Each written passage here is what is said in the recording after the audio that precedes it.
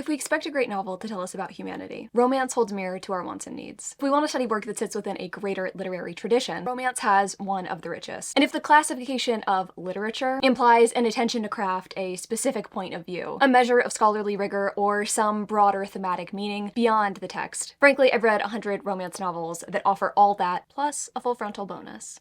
These are words written by romance author Casey McQuiston in defense of romance, a genre often maligned and often misunderstood by those who don't choose to read it. This quote comes specifically from McQuiston's opinion piece that accompanies Time's 50 best romances to read right now, a project made from speaking to booksellers, authors in the genre, and other professionals to create a list that spans hundreds of years and shows the evolution of a truly beloved and important genre. If you've been here before, welcome back. If you're new here, welcome. My name is Chandler, and I read hundreds of romance novels on my channel every year. Some of my most popular videos are ones where I take a Goodreads list and review all of the books on them, from lists of new releases to Goodreads Choice Award nominees. I like big book lists. And yet I'm often left wanting because, aside from Goodreads, many publications refuse to give romance the respect it deserves. Every once in a while, the New York Times will deign to place a romance on its recommended reading list, but really it's far and few between. So when I saw that Time had put together something thoughtful, full of actual romance, not something thrown together with just titles and release dates, I knew I wanted to read the books on the list that I hadn't, and I knew that I wanted to share my opinions on all of the books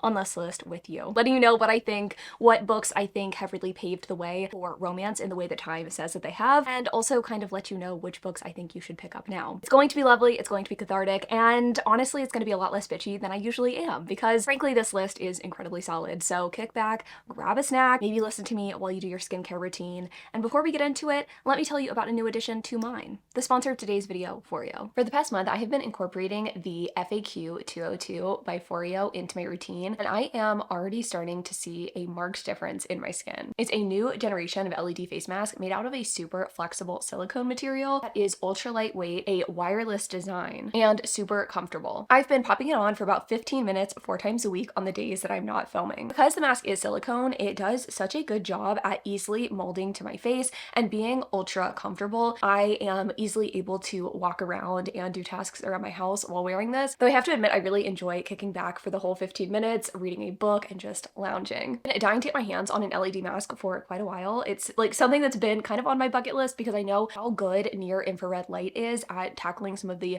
skin concerns that I have personally been having as I age. I just turned 30 last year, which I'm sure a couple of y'all know, but I'm just wanting to do things for my skin that is going to improve its look over time and just keep me looking fresh. Not only does this mask use near infrared, there are also 8 different wavelengths you can use to tackle different skin concerns. And like I said, I'm already starting to notice such a big difference with my skin. The main things that I've been noticing lately are a reduced redness and an increased smoothness in my skin. But I know that the longer that I continue to use this, there are additional benefits that I can look forward to, like re-strengthening the different layers of my skin, reducing wrinkles and fine lines, which again, I am looking forward to, evening skin tone as well, kind of getting rid of visible sunspots, and minimizing pores. So I love that this mask tackles so many different concerns, just kind of depending on what wavelength I want to use. And it's also so nice spending a little bit of time on my skin outside of my typical skincare routine and not having to resort to expensive in-office treatments. Like I can just pop this on and know that I'm doing something nice for myself. And the best part is that right now Foreo is giving my viewers 30% off all Foreo products, which includes some of their discounted stuff as well. So that includes this FAQ 202 mask. It also includes the Foreo must-haves, which are rarely discounted. So you can use code Chandler30 to get 30% off of your order, and you definitely don't want to miss out because, again, discounts like this don't happen very often with Foreo. So make sure to use my code or click the link in the description down below. And thanks again to Foreo for sponsoring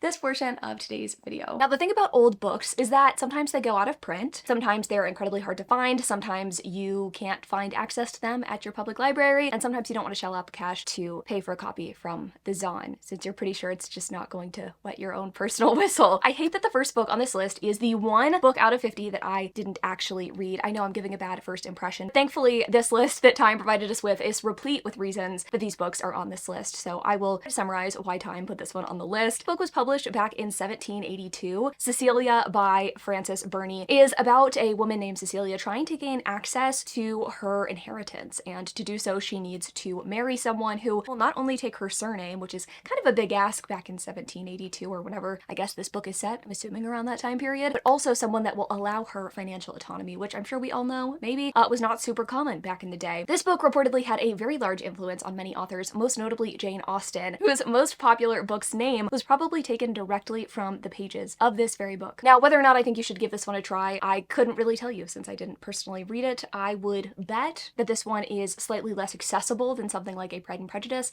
which we're going to talk about next. So this is the first entry we're going to discuss because I actually read it. This is a classic, and while it is of course an obvious choice, its inclusion on this list I think is necessary given its influence on the genre. Pride and Prejudice and Jane Austen's work generally helped, as Time puts it, invent the romantic comedy as we know it. The story of Darcy, Elizabeth, and the million other side characters present stands the test of time, drawing in readers who might be skeptical of romance or who typically prefer a more modern story. Admittedly, I am the latter. Before this video, I had actually not read Pride and Prejudice. I know. I have in fact read some of Austen's other works like Sense and Sensibility, Emma, and I've of course seen both of the most famous adaptations of Pride and Prejudice, but I will say I was rather impressed picking up the book, much to I'm sure no one's surprise. It holds up just incredibly well, and it's a book that people are just as passionate today as they were when this book was first published. I think there is just something to be said about a romance that is based primarily on longing glances and, Darcy-style hand flexes. It gives readers a lot of opportunity to read between the lines, and I think this is a book that you can come back to again and again and find something new to love. There it is again, like the commentary on society back in the day, on women's role in it,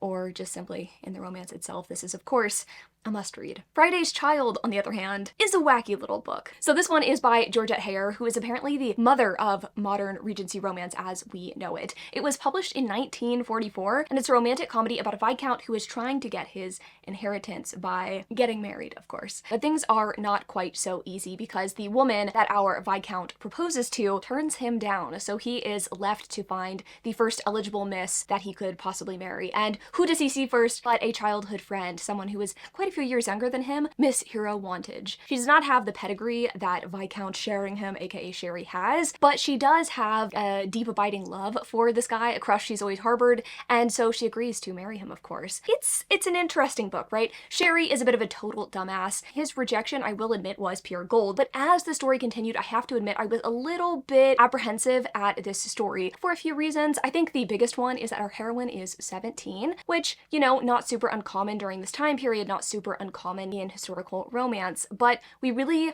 dive deep with the naivete, shall we say, and our heroine gets into a lot of dicey situations because of her age. She's a little naive, and so she'll go to a kind of sketchy county fair and have to be saved by Sherry. And this happens repeatedly over and over again, and I'm assuming this is our author's attempt at relationship development, but it does not seem like our heroine is really growing much, nor is our hero. Additionally, our hero, for a long time in this book, is still hung up on the woman who rejected his proposal.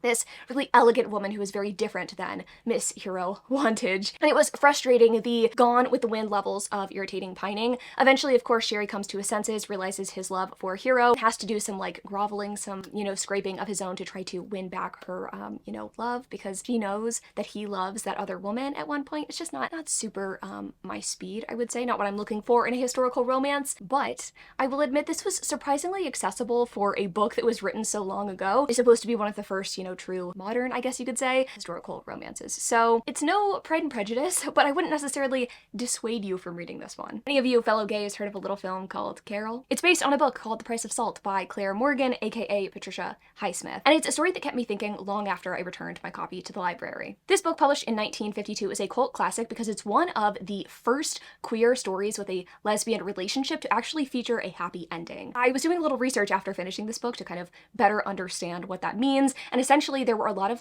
pulp sapphic romances, I guess, published during this time, but none of them ended up with a very happy ending. This one does, I guess you could say. The whole tone of the book is not exactly upbeat, but yes, these two characters do end up together. In it, our protagonist, Therese, works at a department store biding her time until she can follow her true passion, which I believe is creating models of sets for plays. Kind of niche. Love to see it though. She is also dating a dude she's not super into, and is kind of stringing along, which I am less into. Regardless, she ends up meeting a woman named Carol who comes into the department store looking for a Christmas present for her young daughter. And Carol and Therese have this interaction that is full of longing, full of passion, full of glances. We're supposed to believe they have this instant connection, and they sure do carry that instant connection through the rest of the book, as Carol ends up navigating a pretty nasty and contentious divorce, and Therese is just kind of along for the ride with her slightly older lady. This book was interesting. It had me reflecting on what it meant to be queer in the 50s in a way that I hadn't really thought of before. It's a book that is oftentimes weird, with a main character who is often pretty odd. And I couldn't tell if this was just how people were portrayed in the 50s. I don't think so. I think that Therese is just actually an odd character. Regardless, I think this book is worth reading simply because it does lay the groundwork for future queer romances,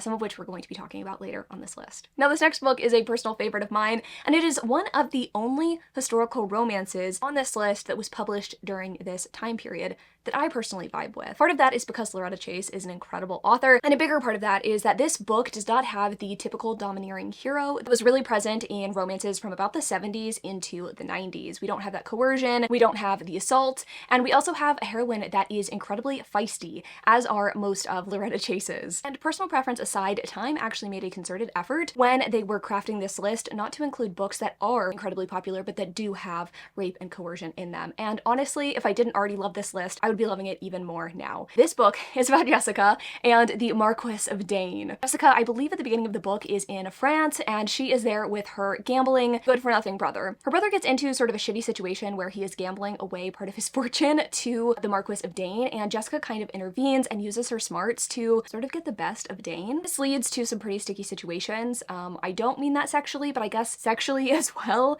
We have a really, again, feisty heroine and a hero who is a little rough and tumble, a little bit, not domineering, but a little bit strong as well. So we've got these two very strong people up butting heads with each other, and it is just so delightful. Got the, again, old school historical vibes that you might be looking for or be curious about, out some of those less savory details that seem to be ever present again in romances from about the 70s to the 90s, the traditional bodice rippers, if you will. And frankly, this book is just so much fun, and I think that if you, again, have wanted to see what the fuss is about in some of these old bodice rippers that maybe your mother or grandmother has read, this is one that I think is fairly safe territory. Now, still firmly in historical romance territory, we have a book that I am surprised it took me this long to read because it is, in fact, a classic for a reason. Indigo by Beverly Jenkins is her most beloved story, and I can absolutely see why. It's about our heroine Hester, who is a conductor on the Underground Railroad in Michigan. And one day she comes across an injured man who she soon discovers is a notorious figure on the Underground Railroad, someone who is willing to kind of put their life at risk to save his fellow man.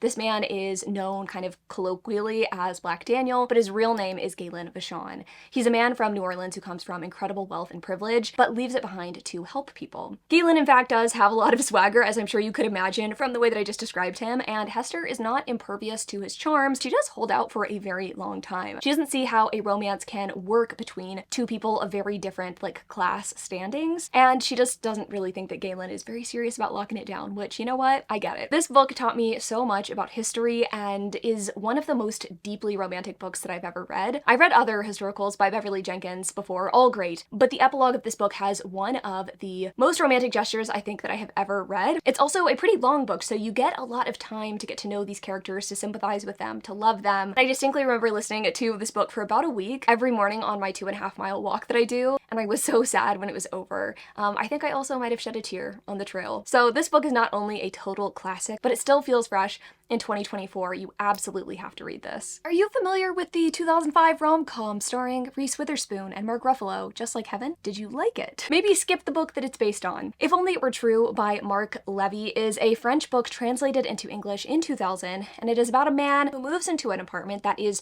presently being haunted by a ghost of a woman who is not dead but is in fact in a coma. The woman is/was an ER nurse who didn't make a lot of time in her life for romance, but now that she's in limbo, she's got plenty of time for it. As Lauren and Arthur get closer, he realizes his duty to save her from getting the plug pulled. There's stealing of bodies, not a lot of chemistry, and an ending that was kind of perplexing considering all of the lead up. I didn't totally hate this, but it was a supremely bizarre read, and of all of the books on this list, this one feels the most out of place to me. Maybe I am misunderstanding it, and maybe this book was incredibly popular when it came out, but I was about 6, so. Next, another classic romance author, one of the most prolific as well, Nora Roberts. I haven't had the best luck with this author's books in the past. She has a very distinctive literary voice that I just don't always mesh with. But Jewels of the Sun was pretty solid, if a little bit Irish obsessed. In this book, our heroine Jude is freshly 30 and she is feeling a bit lost. She's a psychologist in Chicago whose marriage didn't work out and she just quit her job and she decided, fuck it, I'm going to Ireland for at least a year. It's the land of my people. My grandma always talks highly of it, and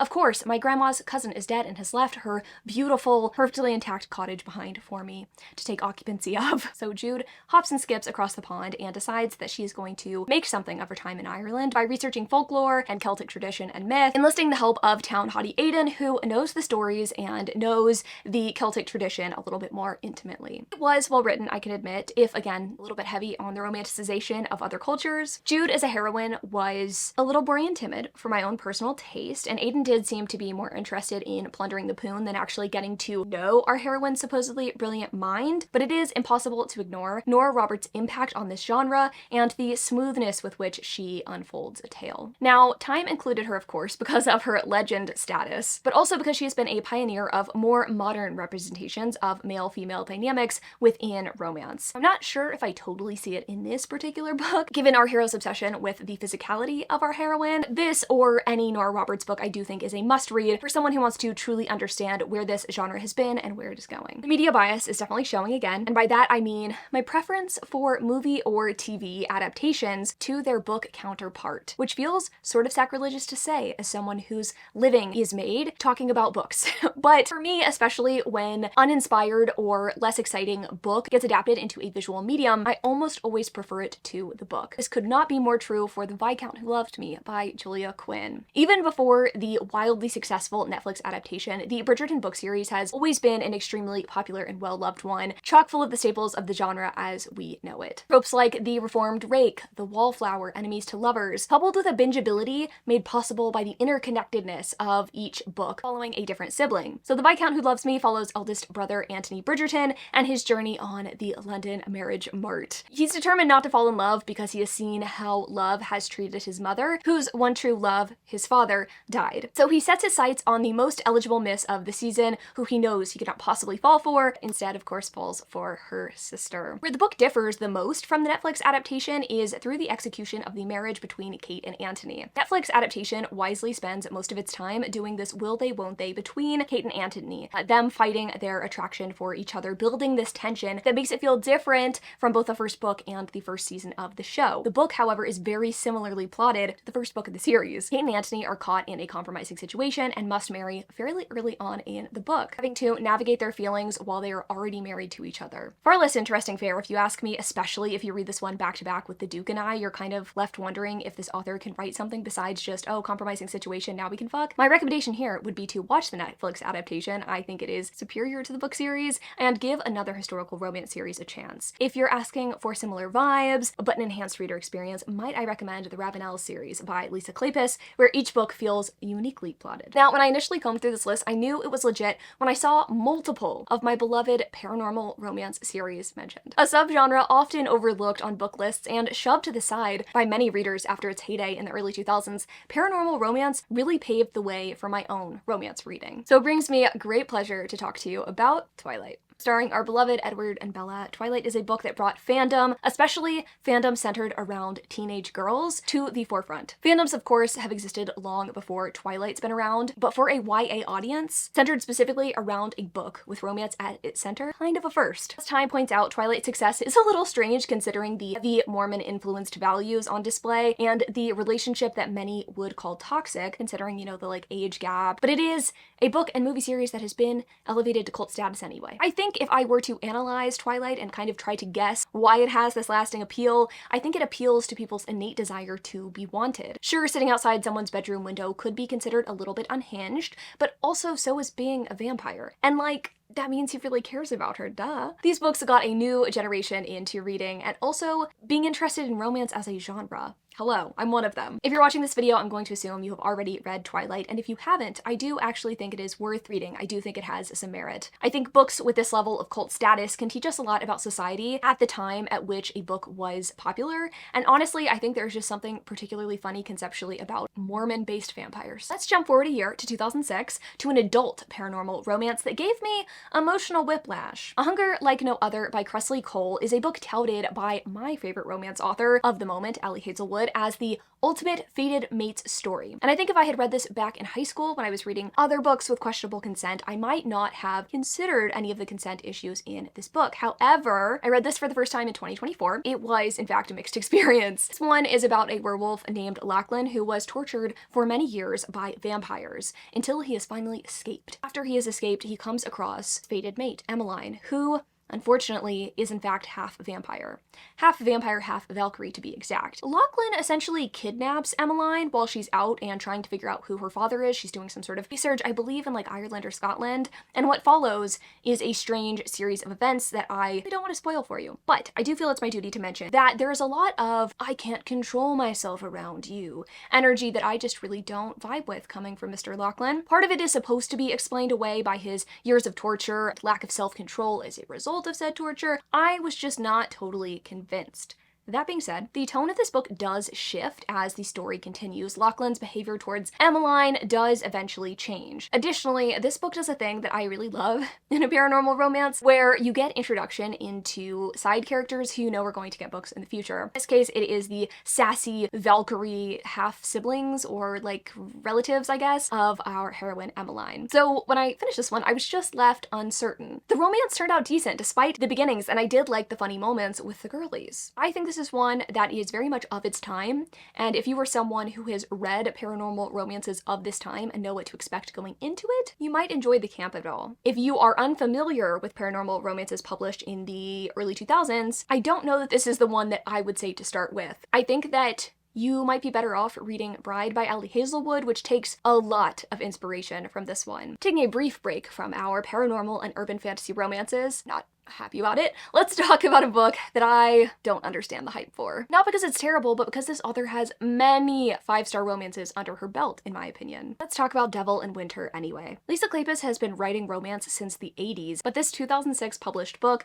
the third in her Wallflower series, has long been considered a classic by lovers of her work. It follows Wallflower Evangeline, who plucks up the courage to offer to marry notorious rake Sebastian so she can escape her horrible family and he can get the money he desperately needs. And a lot of boring shit happens along the way, which is honestly my main issue with this book. Because of the way that my friends hyped this, I really assumed that it was going to be this juicy story. I love the Wallflower and the Rake trope. It's probably my favorite in historical romance, and I love Lisa Kleypas, but so much of this book was uninteresting. Did not give a shit about this dude opening his own gaming hell, not care about our heroine taking care of her ailing father, and frankly, as sweet as Evangeline was, I just did not see the chemistry between hero and heroine. I'm still left scratching my head on this one, and I'd say I'd give it another shot, but I tried to read this book 2 times. I DNF'd it the first, finished it the second. Either time was a delight. Again, I say, try the Ravenels by Lisa Kleypas or the Hathaway series. This is a classic, but it's one that I just don't think will add to your knowledge of the genre. Ah yes, back to paranormal romance, and it's at time questionable consent. This series might be more dear to me than Twilight, considering this was my true gateway series into adult romance. So hopefully I don't wax too poetic though. Admittedly, I do have the most amount of notes for this particular book. Lover Awakened is the 3rd book in the Black Dagger Brotherhood series, far and away the most beloved in the series. Now, the Black Dagger Brotherhood itself is a band of warrior vampires who protect the non-warriors of their species from their natural enemies, the Lessers. Now, these vampires don't drink human blood, instead existing on the blood of the opposite sex,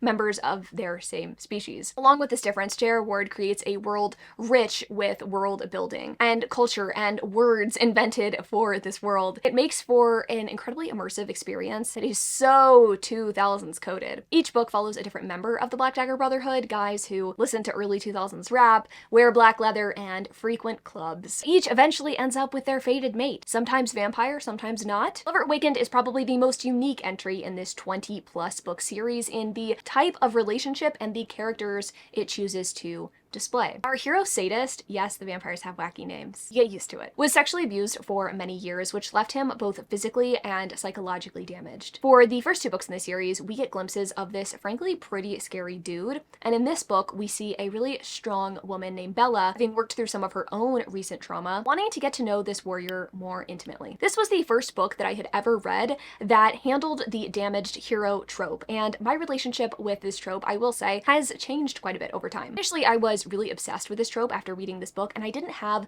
the words to put to the trope, and therefore had a hard time finding books that were similar to this one. But again, I was obsessed. Now, in early adulthood, after rereading this book, I kind of questioned the idea of a damaged hero. Why should a woman have to help a man heal from his trauma? Shouldn't that be the work of a therapist? Now at 30, I think I have a more well-rounded idea of this trope and its impact on romance as a whole. Paranormal romance and many other romances in this subgenre, published before about 2015, really center on the idea of an alpha male, someone less concerned with consent or displaying tough emotions. Now, Sadist is far from perfect, and in many ways still has the flaws of other heroes written about 20 years ago, still shows a marked difference compared to most. But I think in reading the damaged hero trope, this gave romance readers a hint at what would come later. Emotionally intelligent heroes who, dare I say, even go to therapy. Should you read this one?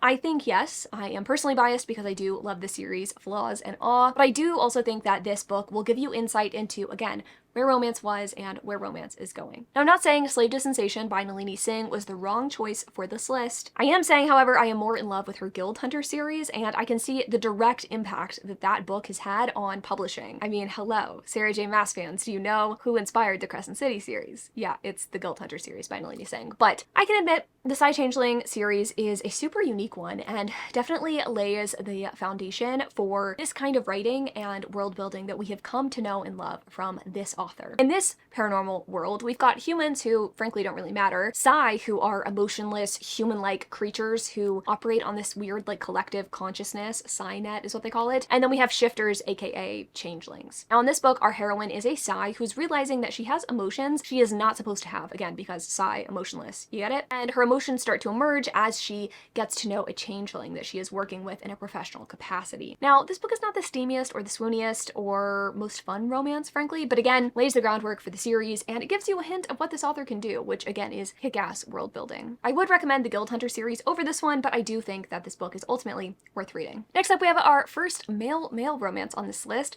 published in 2007 in honor of this author's gay son. It was, according to Time, the first mainstream romance novel to feature a main character who is gay. All Through the Night is also the 12th book in a series, which is most of the problem that I have with it. So the series, from my understanding, is about FBI agents fighting crime and finding love. Now in this installment, we have FBI agent Jules and his TV actor fiance, Robin, doing their best to get married. And I say doing their best because lots of snafus keep popping up. So as a standalone novel, this doesn't work for a couple of reasons. Jules and Robin are very much already together at the start of this book. We know that they are together, they're getting married, and we don't get to actually see the romance unfold on page. So like as a standalone romance, it doesn't totally work. And then additionally, I felt there was a lot of repetition in this book. We've got a lot of, again, snafus, problems, situations that honestly feel like a bad cartoon. One of these guys like locked in a basement during the engagement party. We have someone coming to like ruin the engagement party. We have someone getting food poisoning at the beginning of the book. It just seems like bad thing after bad thing after bad thing keeps happening to these characters. And I wanted to see, again, more of the romance between the characters rather than whatever was going on to keep them apart. So I have to say, I love that this author donated all of her earnings of this book in perpetuity to an LGBTQ+ organization, and I love that this book exists. I just think that for it to have a true impact, you'd have to read the book before this one. So I'm not sure that this particular installment should be on this list. I'm glad I read it as it pioneered queer stories getting picked up in the mainstream, but I think that I'd be more likely to recommend an even more modern queer story or maybe a classic queer novel like The Price of Salt. Now, the thing about reading books, as I'm sure you know, is that it is an incredibly personal experience. It seems no matter how similar my reading tastes are to even the closest of my bookish best friends, we always diverge in opinion on at least a book or two. I am going to share my less than popular opinion on 9 Rules to Break When Romancing a Rake by Sarah MacLean, a book that is, again, beloved amongst a lot of my friends and seasoned historical romance readers alike. The general idea of this book is that Lady Calpurnia, our heroine, is a spinster who has done her absolute best to be as good as possible to, hopefully one day meet her match, but it's kind of gotten her nowhere. After hearing her new brother-in-law kind of talking shit about her situation, kind of calling her a loser, she decides to take matters into her own hands, not necessarily to find the love of her life, but to live life to its fullest. She puts together a bucket list of sorts to have a little bit bit of fun. And honestly, it's a brilliant premise. I was totally hooked. But the problem comes with our hero, Gabriel St. John, who is not a bad man, but is one that I did not like. First of all, he approaches Calpurnia to help his half-sister, who is not British, and doesn't really understand British customs, to enter into London society. So this man has a vested interest in our heroine acting as good as possible. Like, he doesn't actually care about Calpurnia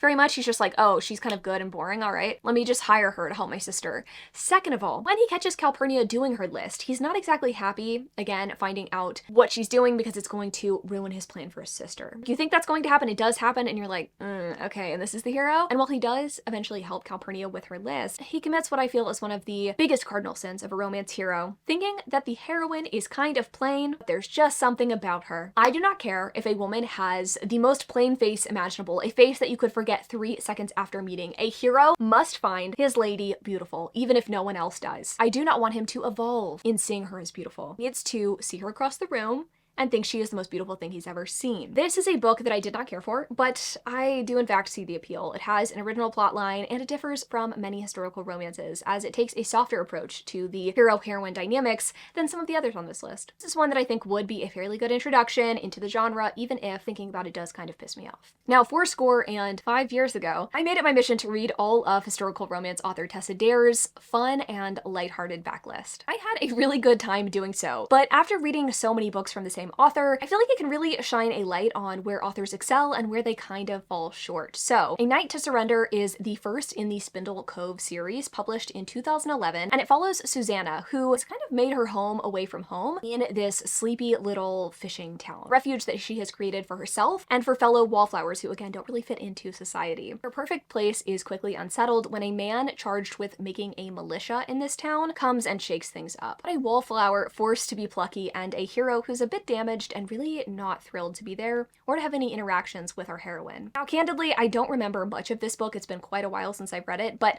what does stand out to me is the relationship dynamic. Tessa, like many other romance authors, repeats tropes, and she does some better than others. I personally think her books are at their best when she does the reformed rake and wallflower trope. That is just always particularly delicious. Yes, it is one of my favorite tropes, but she in particular does a very good job with it. Her attempts at damaged heroes always kind of fall flat for me. I think it's because she is so adept at writing these sort of lighthearted stories that she's not able to delve into the trauma and the backstory to make us care about the hero's trauma. They frankly come off as dicks more than people you really want to be sympathetic with. This book was fine, but it is just not in my top 5 from her, though it did win a Best Historical Regency Romance Award. So if for some reason you really wanted to read all of the Rita Award winners from 2011, maybe give this a go. Otherwise, I'd recommend you pick up The Governess Game, The Wallflower Wager, or A Week to be Wicked, all by Tessa Dare. Next up is a book that feels decidedly more modern than any book that precedes it on this list. And yes, these books are in fact in publishing order. It does feel like a departure from some of the other contemporaries. Crazy Rich Asians by Kevin Kwan is a book whose movie adaptation is often described as the best movie to watch on an airplane, which I consider to be high praise. Both book and movie are a blend of romance, family dynamics, and class differences. A sort of Elizabeth and Darcy for the modern age, if you take away the whole enemies to lovers style miscommunication. It follows Chinese-American professor Rachel, who falls for Nick, a man whose background is a little bit mysterious until he unveils that he is from Singapore and is part of one of Singapore's richest families. So when she goes to visit Nick's family in Singapore, she has to navigate a completely different culture and lifestyle than the one that she grew up in, facing a lot of rejection along the way from Nick's incredibly judgmental mother. Now, my reading experience with this book was equal parts fun and chaotic. I don't consider it to be a traditional rom-com, not because it wasn't funny, but because so much of the focus of this book is on the lavish lifestyle of people in Singapore generally, and because the side characters just take up so much of this book. The romance between Rachel and Nick does kind of feel like more of an afterthought, in my humble opinion, but as a general work of fiction, I do find this one pretty fresh and fun. And I do love that this book opened doors for more Asian authors and stories to get published in romance. Stepping into back-to-back historical romances, we're starting off with one of my favorite historical romances of 2024, and maybe ever. The Lotus Palace by Jeannie Lin is set in Tang Dynasty China and is equal parts mystery and romance. Follows maid-servant Yue Ying, works for one of the most successful courtesans. She herself has a large birthmark on her face, which prevents her from also having a place as a courtesan. But she is a very observant and resourceful woman, and her skills come in handy when one of her mistress's rivals ends up strangled. Wei Ying is determined to find out who killed this woman and who has been killing other people in the area. She teams up with a guy who is basically posing as a playboy, but is on a mission of his own with more intelligence than he lets on. His name is Bai. Now, these two solve the mystery together as Bai becomes more and more entranced by Wei Ying's intelligence and beauty. It was such a delightful change of pace from the majority of the historical romances I had been reading lately. Listen, I love Regency England, but there's only so many sexually repressed pale people in the reign that I can read about before I get bored. This book taught me about a time period and a culture that I was less familiar with, while also being so entertaining and sexy. My only critique of this book is that I'm not a huge fan of the class differences in historical romances, because usually it results in a hero who is of a higher status than, I guess, the heroine, and he always insists that she should be his mistress, which I find not very romantic. Thankfully, our hero in this book does come to his senses and does eventually marry our heroine, but it did frustrate me a touch. It's one that I really think should not be missed. It is an absolute delight, and according to Time, it's historically accurate to boot. Now, not many books on this list have me saying, oh brother, this guy stinks. But The Luckiest Lady in London's Felix is a real fucking stinker. Now, I don't have a personal hatred of damaged heroes in historical romances. I do, however, think they're often poorly written, and I think that's the case here for sure. So Felix walks around like he has every right to do as he pleases and be awful to everyone, simply because his parents sucked. And yes, they did in fact suck, but from my remembrance, he was not abused. He just had to deal with people who kind of hated each other. And sure, again, his parents sucked, but not nearly as much as you would think, given his behavior. I should probably mention that this is a Regency romance about a woman of little circumstance who is getting a proposal from a gentleman who sees through her facade. He's just, you know, kind of a dick, and is somehow enamored with this woman for reasons that we are not led to understand. Apparently Emily Henry really likes this book, so maybe I am missing something, but I would say this one is actually a skip. I'm not sure why seeing another young adult novel on this list surprised me, considering Twilight was included. I was a little confused when I saw Jenny Han's 2014 hit To All the Boys I Loved Before. Now, Time says that this book expanded inclusivity and the real emotions of adolescence in the landscape of YA romance, and I guess I can't really argue with that. The book is about Lara Jean, who writes letters to all of her crushes, keeping them in a box unsent. Until one day someone mysterious mails these letters out to her crushes and they start having some questions. To keep some of those questions at bay, Lara Jean ends up fake dating one of the letter receivers in a way that is mutually beneficial. And of course they do end up falling for each other. This is a book that came out when I was nearly 20, but I'm almost positive that I read this book when it came out, and I do remember it with a fondness. And the Netflix adaptation is also quite cute, as long as I forget one Noah Centineo Snapchat. I don't know that I'd consider this integral to the history of romance or a book that you need to rush out and buy. However, it is very good at what it does. Now, the next book on this list is the last of the translated works, I believe, and it is one that I pretty actively disliked. All In is a book by a Swedish author about a semi-evil corporate raider who is trying to take over our heroine Natalia's family company. Natalia is trying to be taken seriously by her family, even though she is a badass in her own right in corporate finance, and she is well qualified to do whatever the hell she wants. Now, this book was really heavy on showing us the misogyny that Natalia was facing in the workplace, and I can't say that her interactions with hero David were much of a reprieve. I listened to audiobook of this, and not even that could save me from the reading experience. It was just not very romantic. Say what you want about the believability of the career of Christian Grey in 50 Shades, but this book was just too focused on the corporate finance side of things. I just did not have fun here, sadly. While I appreciate the exposure to new stories on this list, I just don't know who I would really recommend this one to, since it didn't feel particularly romantic. Alyssa Cole continues to be an author that I am impressed with, and An Extraordinary Union is no exception. This historical romance, published in 2017, is set during the Civil War. It follows Ellen, who is a freed woman, posing as a slave in the South so she can spy for the Union. While she's doing this, she has a couple of interesting encounters with a Confederate soldier. He seems to be just a little bit too interested in our heroine. Now, we do quickly find out that he is not in fact a Confederate soldier, and he is in fact also a spy. These two end up working together, though they are, I will say, trying to spy and gather intelligence for two separate purposes. Now, it is a book that is equal parts harrowing and sexy. Malcolm is attracted to Ellen almost immediately, but the chemistry never feels solely built on that. And though there is danger afoot in this romance, it is perfectly balanced again with those sweet, sexy, tender moments. I've learned a lot from reading books on this list, but I think the most important is how many incredible historical romances are out there that aren't just Regency. And Regency romances are not bad. They rarely teach me something new, and call me crazy, but I think that it's really cool to be able able to learn something even while reading a romance. This book is a must-read and absolutely belongs on this list. It builds on Beverly Jenkins' legacy of writing incredible historical romances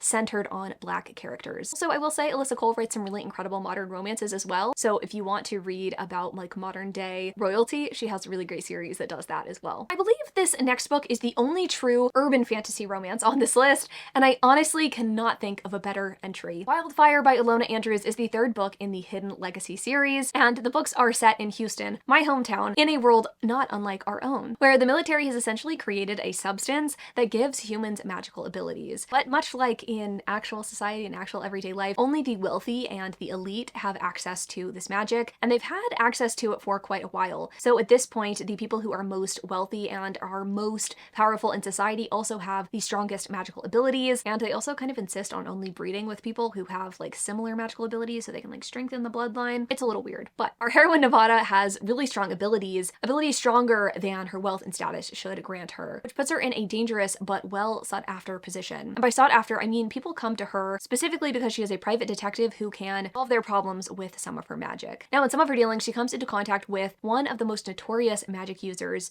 Mad Rogan. And over the course of the 3 books, their slow burn romance develops. Many books on this list are spectacular, but if there's one I really want to scream from the rooftops about, it is this one. There are so many romance readers entering their romantasy era right now, and while I have found a handful of recent publications to love, almost nothing comes close to Ilona Andrews' level of craft. These books are truly so good, and even better and more potentially romantic is the fact that Ilona Andrews is not an author, but is in fact a husband and wife writing duo. What is more fucking romantic than writing a book with your spouse? Goals, truly. Let's talk about a sports romance, one of my favorite romance subgenres. Intercepted, Alexa Martin's 2018 debut, is a romance with a lot going on. Our heroine Marley has been engaged to her longtime love for many years until his infidelity becomes too much for her to bear. She leaves him at the start of the story and is determined to turn her life in a new direction. But this proves challenging when her ex's teammate shows an unwavering interest in her, and the attraction proves tempting to Marley. What follows is a lot of drama, which sometimes is fun to indulge in, but at other times can be a little bit infuriating. Marley deals with very racist and catty women who are also like wives and girlfriends, I guess, of the football team, drama with her ex, uncertainty about her career future and goals, and a fair amount of miscommunication with her current flame. Some of this book was lighthearted fun, but at times it was honestly sadder than I would expect from a rom-com, and it didn't feel totally out of place in a contemporary, but it wasn't exactly what I was expecting, so hopefully by giving you a heads up, you'll know what to expect going into this, so you can 100% enjoy it. I did think this was a good one, and I am glad to see a sports romance on this list, though I do selfishly kind of wish it would have been one of the many other indie sports romances that seem to be incredibly popular. I would love to see more indies shine on this list. Next up is another book by a Black author, and it is far from the last on this list, which I am so happy to say. The Wedding Date by Jasmine Guillory is a sex-heavy rom-com that does things a little differently than similar books in this subgenre. As Time puts it, this debut novel offers a progressive depiction of modern sexual and racial politics, and in some ways does feel groundbreaking. This book is about attorney turned chief of staff Alexa and her meet cute with Drew in an elevator, and the romance that kind of proceeds from there. When I read this book initially, I will say I was really stuck on how much of this book revolves around sex and food. I had a really hard time understanding the attraction between the two of them. It wasn't that Alexa wasn't completely fabulous, but there was a lot of humping and eating tacos. Now, I can't say that my star rating would really change for this book if I reread it, but I definitely do have an appreciation for the discussions that were had in here. Alexa is Black, Drew is white, and that is something that is not skated over. When other books on this list, it's not that race is ignored in interracial romance, but this one I'd say is the most frank, considering this book is set in modern times and the characters have words to express the experiences that they're having. I'd say this one is definitely worth a read, but if you want to pick up my favorite Jasmine Guillory book, I would recommend picking up The Wedding Party instead. Let's keep the good times rolling with Aisha at Last, which is a modern day Pride and Prejudice retelling. This book is about Aisha, who is trying to figure out a future for herself without being unduly influenced by her kind of difficult family. She is a Muslim woman, and there is definitely an expectation about what her role should be and how she should be basically married already. But she is bold like Elizabeth in Pride and Prejudice, and that doesn't change when her Darcy, Khalid, comes into the picture. Khalid is a Muslim man with very different religious conservatism than our heroine. They butt heads, but are forced to work together over the course of the story, and they find that they have more in common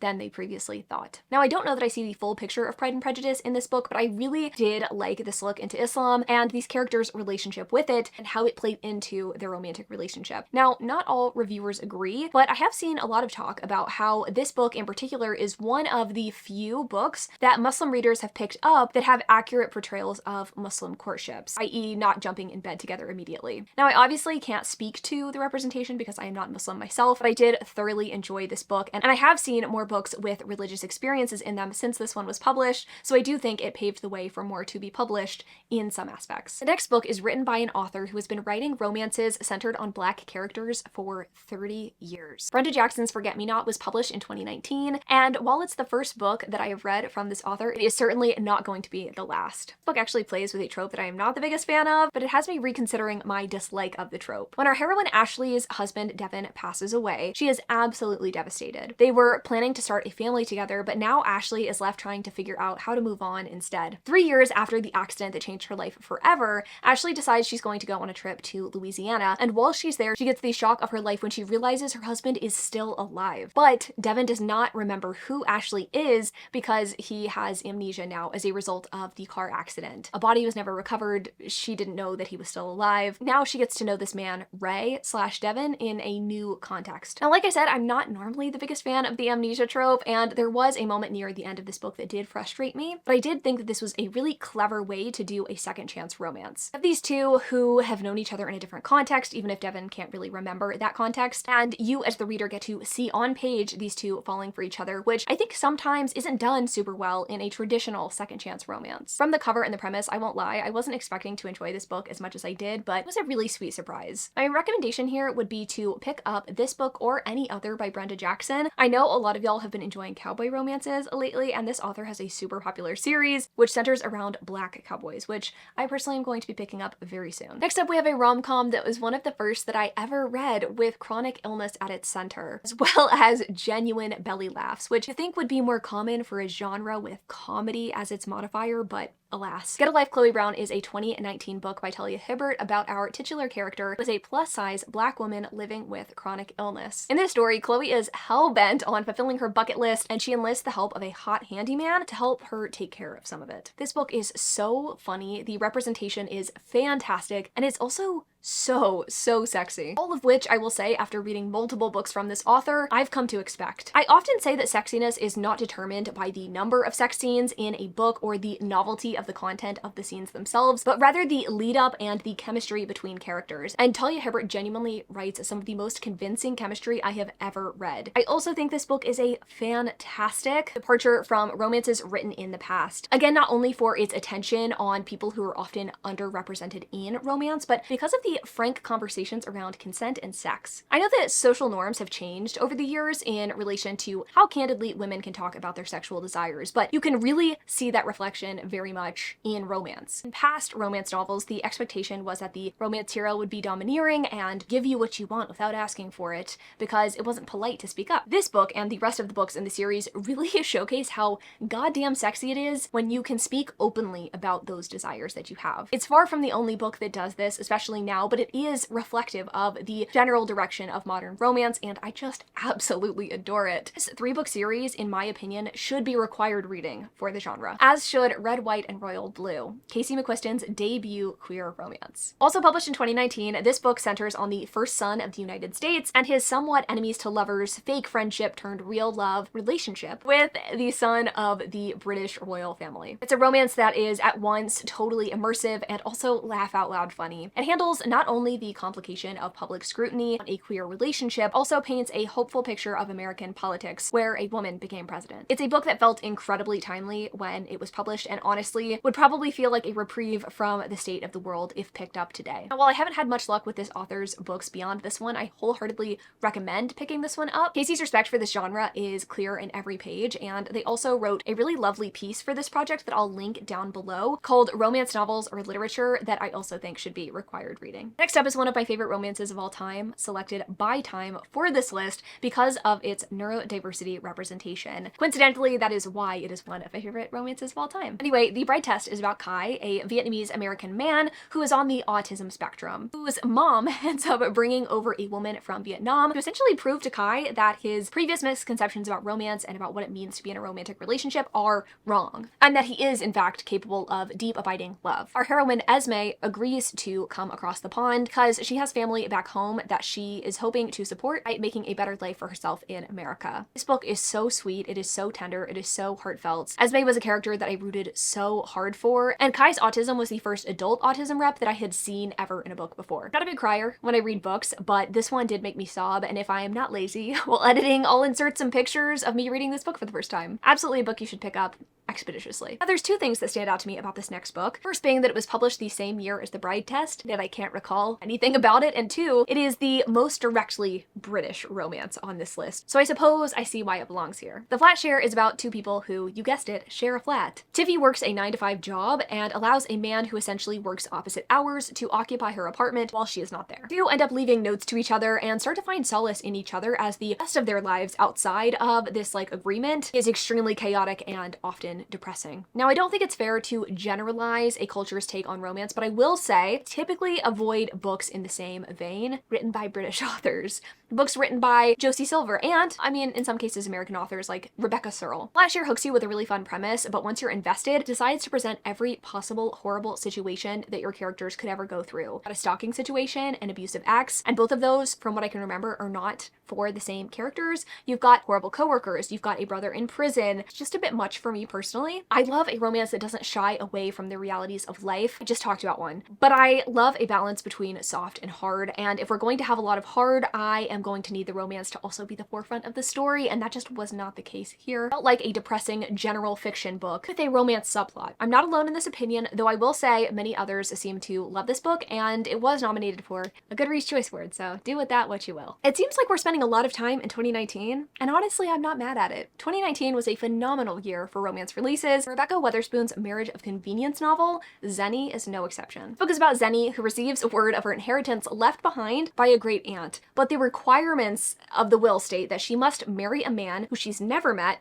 who is also inheriting from this same great aunt. The man is extremely sexy and extremely in debt, so Zenny decides to help him out and help herself out as well, financially and sexually. This book is under 300 pages and manages to pack in not just a few good sex scenes with moments that are definitely underrepresented in romance, but also complicated family dynamics and good conversations. Now, when I initially read this book, I was not the most impressed with the relationship development, and I did wanted it to be a little bit less lust forward. It is purely personal preference, and this author is really good at what she does. The book has a plus-size hero, and both main characters are bisexual, which absolutely rocks. I would definitely recommend this book, but my personal favorite from this author is her female-female romance, Treasure. Boyfriend Material might have a similar cover to Red, White, and Royal Blue, but don't get it twisted. This book has a hot mess hero who is far more disaster-prone than Alex Claremont Diaz. This book is about the messy son of a rock star, Luke, who gets caught in a compromising situation that threatens to get him fired from his job. In comes attorney Oliver, who's here to save the day with his straight-laced attitude and a fake relationship. It's a classic opposites attract romance that feels incredibly real, and I think really demonstrates the power of love as Luke tries to get his shit together once he falls for Oliver. This book is one that at times feels frustrating to read because Luke is, well, a tough character to root for. However, I was won over once Oliver did come into the picture. This book feels very British, but more in a Bridget Jones sort of way, and less in a being a romance about someone whose life is completely miserable kind of way, so I do think that it is nice that it's included here, and I'd definitely recommend picking this one up, though I will say I would recommend skipping the sequel. Let's hop back into historical romance and talk about The Duke Who Didn't Buy Courtney Milan. This book is about Chloe and Jeremy. Chloe is trying to perfect the perfect sauce recipe to enter into a competition in Victorian England, and Jeremy is a duke who has been hiding his identity from his childhood friend Chloe for years. They had a sort of friends to lovers relationship going on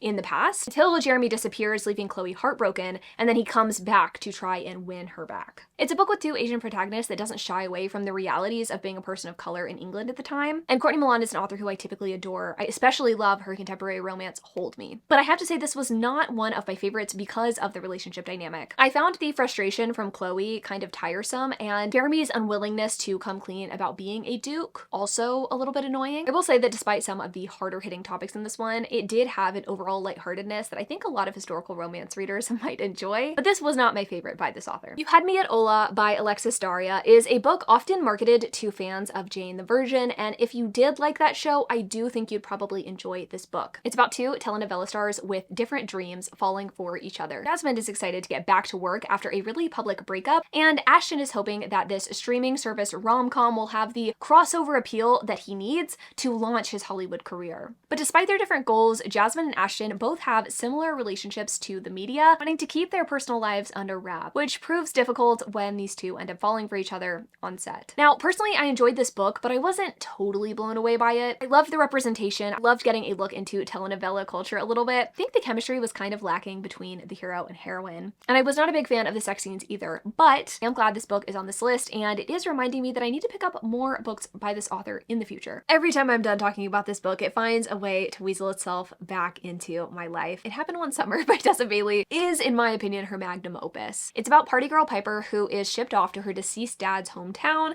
after she gets in some trouble with the law. She's expected to make her own money and get her act together, lest she want to be cut off from her mom and stepdad's money forever. Now, while she's in this sleepy fishing town with her sister, Piper meets Captain Fisherman Brendan, a man who is a little gruff, a little too serious, but also loves Piper not in spite of, but because of her flaws. This book, in some ways, I think marks the resurgence of smut in traditionally published romance. Yes, sex scenes have existed forever in books, but the prominence of sex scenes does ebb and flow with culture and in what publishing is willing to publish. And after the heyday of 50 Shades, romances in bookstores did seem to get a little bit tamer, but Tessa Bailey's signature smut, I think, at least in part, ushered in room for even more raunchy romances to get published traditionally. Now, on a personal level, It Happened One Summer is my favorite from this author because the heroine actually undergoes some character development while also getting railed, which isn't always the case in her books. I don't know that everyone should pick this one up, but selfishly, I think you should. Now, I do have a little bit of a bone to pick with the next book. At first, I was annoyed because it was yet another YA book on this list. Then I was excited because it was a queer historical. Then I got annoyed again after finishing because this book kind of committed the cardinal sin of romance and not really having a happily ever after. Anyway, Last Night at the Telegraph Club is set in San Francisco in 1954. Lily is 17, Chinese American, and falls for a white girl at her school named Kathleen, who shows her queer culture and takes her to clubs after school. It is an incredibly immersive read and was incredibly well researched, which I did really appreciate. But it wasn't a particularly hopeful feeling historical for me. That is not an obligation, but typically in romance, I am expecting a feeling of hope and to see characters end up together. And I think in this case, it's pretty arguable whether the two in this book did. It's one that I recommend picking up because I really don't think that there's anything else like it out there, and it really does teach you more about queer culture in the 50s. Just don't expect a fun romance necessarily. 7 Days in June by Tia Williams, published in 2021, is a book that imbues a little bit of everyday magic into the second chance romance trope. This book is about Shane and Ava, who are two authors who fell for each other over the course of a week back in their teen years, but kind of lost touch. In the present, they reconnect in passion and eventually revisit the things that kept them apart in the first place, in an effort to make a true future together. This book is an incredibly dreamy one that is unlike anything that I have ever read before or since, but it also doesn't shy away from what it's like to be a single parent or deal with chronic illness and mental health struggles. This is a book that I really do think everybody should pick up. Next up, we have A Caribbean Heiress in Paris, which was selected for its representation and its strong feminism, both of which I did really enjoy. This book follows Luz, who arrives in Paris to give more exposure to her family's alcohol business and her relationship with a Scottish man who is in the whiskey business. You've got a lot of business dealings, talk about race and class, a marriage of convenience, and a lot of mutual respect between hero and heroine. It's a book that I really did appreciate on merit, but I wasn't totally in love with the execution. There was a lot of emphasis on the business side of things, which kind of boring to me, though I will say it was cool that Luz's family business did profit share with employees. I just remember that more than I remember any of the sex scenes or like incredible chemistry. This one wasn't perfect for me, but I will say I think it's worth your time. Yes, let's talk about a favorite author of all time and one of her greatest works. Before I Let Go by Kennedy Ryan is a book about a divorced couple, their past, and their reconciliation after working through their collective trauma. Both Yasmin and Josiah are deeply in love with each other, but are really haunted by some shared loss and grief, especially since their reaction is very different to what what has happened to them. Since they couldn't see eye to eye and couldn't open up to each other, they have divorced and they have been working together in co-parenting successfully. But when Josiah is ready to start dating again, Yasmin realizes she might want her husband back. It's a book that is as sexy as it is serious. Kennedy Ryan is one of the most talented romance authors writing today because she is so good at balancing life's toughness with its sweet moments. I laugh, I cry, I swoon at the way that she crafts her books. I didn't think I would fall so hard for a second chance romance, especially a take on the marriage in trouble trope, but this book proves to me that anything Kennedy Ryan wants to write, I will read. This is absolutely a must read, and Kennedy Ryan, while commercially successful and while she was the first Black author to win a Rita Award, which woof, we'll save talks for the RWA for another time, I still believe Kennedy Ryan is criminally underread, and nothing proves this to me more than how many people voted for her second book in this series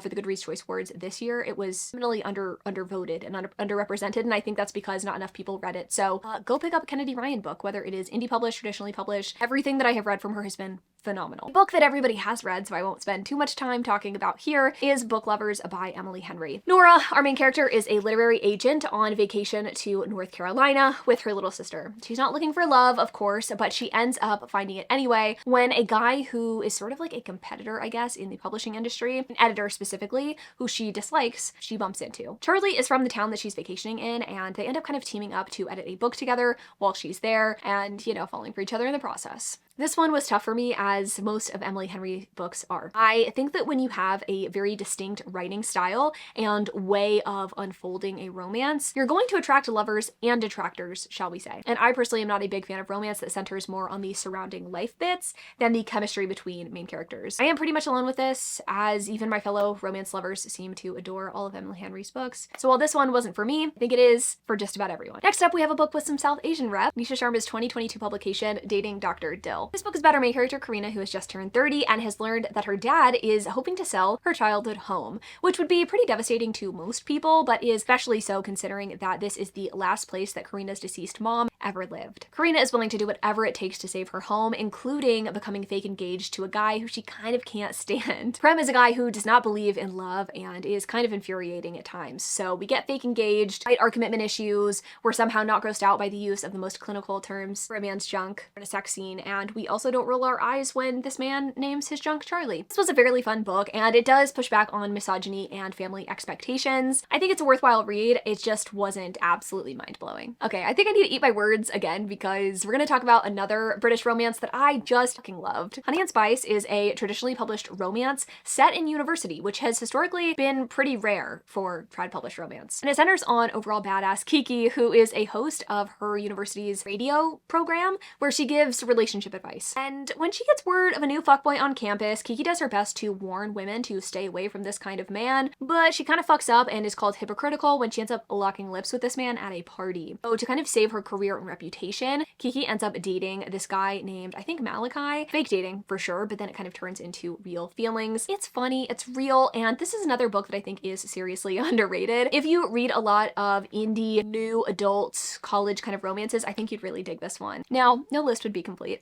without the illustrated cover that incensed a million mothers worldwide. Icebreaker by Hannah Grace. This book that was originally self-published is about a figure skater and a hockey player who attend the same university, having a lot of horny moments together. You have a large and fairly diverse side cast of characters whose names you will probably forget because there are in fact too many. You have discussions of mental health, a family of eating disorders, and again, a lot of sex. This book's not perfect. I did find it to be overly long, but it has received a lot of undue ire from people who are just now discovering romance as a genre, and that people under the age of 30 are reading it and writing it. Now, I don't know that this is a run out and read sort of book, but if you like to be in on the genre and know what's popular, I do think it is kind of a must. Abby Jimenez's 2022 romance, Part of Your World, is a book that I could not categorize as a rom-com, even if time does. This book is another in a line of books written by Abby Jimenez that could, I suppose, be marketed as a rom-com, but probably shouldn't be, considering her penchant for ripping your heart out, stomping on it, and then gluing the pieces back together. The book is about a woman in her late 30s, Alexis, who is exiting a toxic and abusive relationship and is finding herself falling for a man who is quite a few years younger than her. Now, Daniel has a complicated past to contend with of his own. His golden retriever nature is the perfect match for Alexis's more staid demeanor. Up until this point, I hadn't always had the best luck with this author, her past few releases, like the ones that have come after this one, have blown me away, and it really did all start with this book. Her understanding of how to strike a balance between lighthearted and heartfelt seems to grow with every single book she writes, and shows that though, in my opinion, romance tends to be trending smuttier these days, you can still find deeply romantic books that aren't all about sticking toes in places they don't belong. Now, I hate to take such an extreme 180 here, but I don't have very many kind things to say about the Very Secret Society of Irregular Witches. It's a book that wound up on a couple of book lists over the past couple of years, and I really failed to see the appeal. It's about a witch who goes to teach children with magical abilities about their witchiness, because in this society, witches aren't really in community with each other. They have to kind of keep it secret. They're not allowed to be around each other. So while our heroine is there at this like home where these children are being taken care of in their parents' absence, she comes across an incredibly rude, often dickish librarian named Jamie. I already take issue when a romance is not centered much on the romance, but I am doubly irritated when the romance hero is not very likable. I get being protective of the kids in this circumstance, but Jamie was just too rude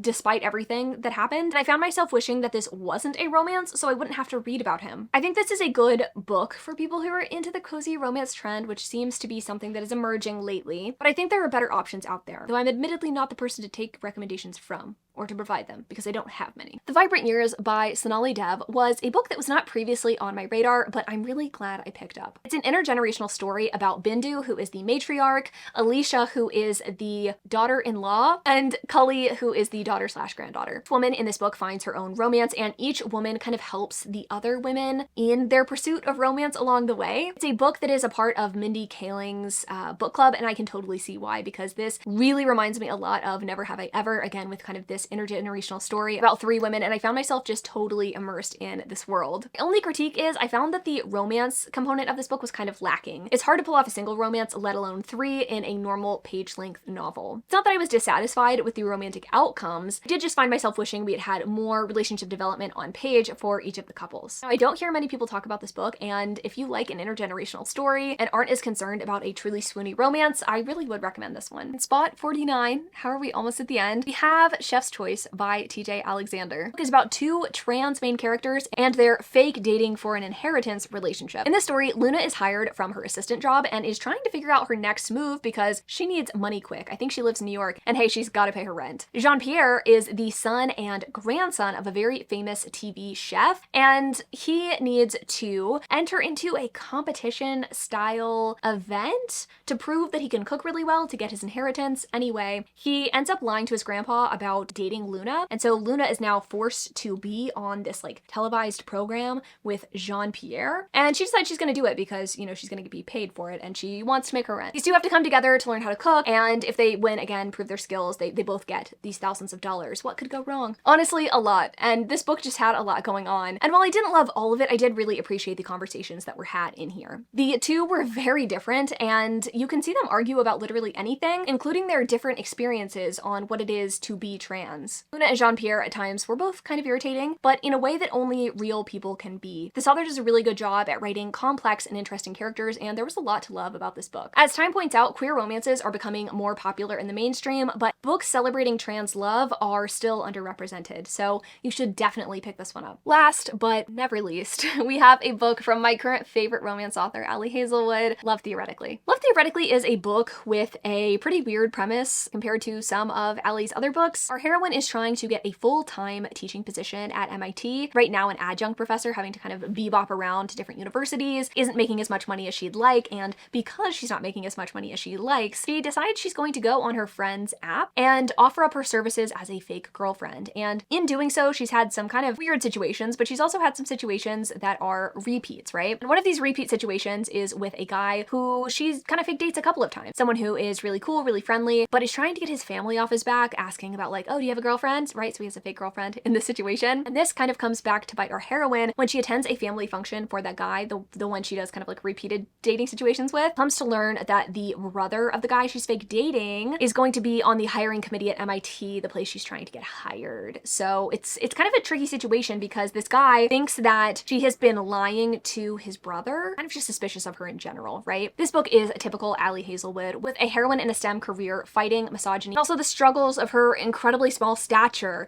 as she tries to climb the inevitably massive tall hero like a tree. To be fair, I think the heroine in this book is average height compared to some of Allie's other heroines, but my point stands. Regardless of some repeated tropes and dynamics, Ali Hazelwood has such a fun way of writing romance that has me hooked every single time. It is a personal belief of mine that romance is at its best when the hero has been obsessed with the heroine for some length of time, pining from afar while a heroine is completely oblivious. And Ali has got that shit down pat. I absolutely adored this one, but if you are looking to check out some of my personal favorites, might I recommend Deep End, Bride, Not in Love. Actually, just check out all of Ali Hazelwood and come back into the comment section and gush. So that is it. Those are the 50 books that Time thinks that you need to read right now. And generally speaking, as I'm sure you could tell from watching this whole entire video, I do believe that the majority of the books on this list are ones that you should read right now. They are perfectly well vetted and really show you all of what romance has to offer. I mean, obviously this list doesn't include absolutely everything, but you get historicals, you get paranormal romances, you get contemporary romances, you get diversity, which is something that is often lacking on these lists. And just generally speaking, I am very impressed with what we have here. It was so fun to gather all of these books, to read all of these books, and to get to share my feelings and my thoughts and opinions with all of you. Love to know in the comments down below if you've read any of these books, which ones your favorites are, and what you think is missing from this list as well. It's always interesting to see where these sorts of lists fall short. The only thing that I feel is maybe a little bit missing is true romantasy. Romantasy is kind of a big thing, and it has been over the past couple of years. And while this list was published in August of 2024, I feel like romantasy has been around a little bit longer than that, you know? So it would have been cool to see some of that on this list. But thanks so much for watching this video. I had such a fun time filming it. I love you all so much, and I will see you in the next one.